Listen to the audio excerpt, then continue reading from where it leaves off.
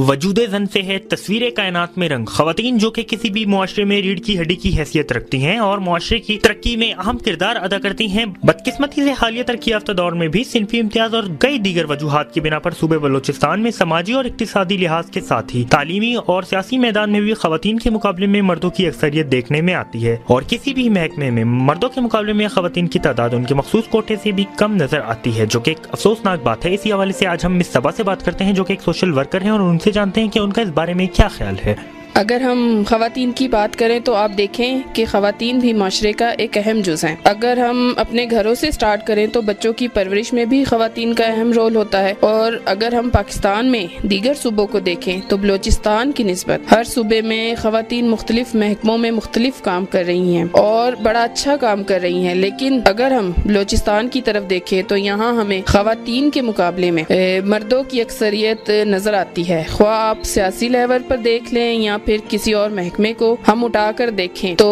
اس میں بھی خواتین کا اماؤنٹ بہت لیس نظر آتا ہے، اور کسی بھی حوالے سے پالیسی میکنگ خواہ وہ صوبے کے لحاظ سے ہو یا کنٹری کے لحاظ سے ہو یا پھر خواتین کے لحاظ سے، تو اس میں بھی ہمیں خواتین کا اتنا اہم کردار نظر نہیں آتا۔ پھر اگر ہم گزشتہ حالات کا جائزہ لیں، آپ نے دیکھا ہے ایسڈ تھروئنگ اور ایسے اور دیگر واقعات کی وجہ سے خواتین جو ہیں وہ اوپر آنے سے ڈرتی ہیں، اور پھر اگر ہم صنفی امتیاز کی بات کریں تو قبائلی علاقے ہونے کے ناطے خواتین کو ویسے ہی پیچھے رکھا جاتا ہے۔ کچھ ایسے علاقے ہیں جہاں خواتین کو گھروں سے ہی نکلنے نہیں دیا جاتا، تو آٹومیٹکلی ان علاقوں میں جو خواتین کا کوٹا ہے موجود ہے، اس پر مرد حضرات ہی ہمیں نظر آئیں گے نا، اور خواتین پیچھے نظر آتی ہیں۔ اگر وہ اپنے حق کے لیے بولے بھی تو انہیں خاموش کرا دیا جاتا ہے، جو سراسر غلط ہے۔ یہاں ضرورت ہے کہ جو خواتین کے حقوق ہیں ان کا تحفظ یقینی بنایا جائے، اور خواتین کو بھی چاہیے کہ اگر انہیں کوئی اپرچونٹی فراہم ہوتی ہے تو وہ آگے بڑھیں اور اسے اویل کریں، کیونکہ اگر ایک خاتون پہلا قدم بڑھائے گی تو ان کی دیکھا دیکھی خواتین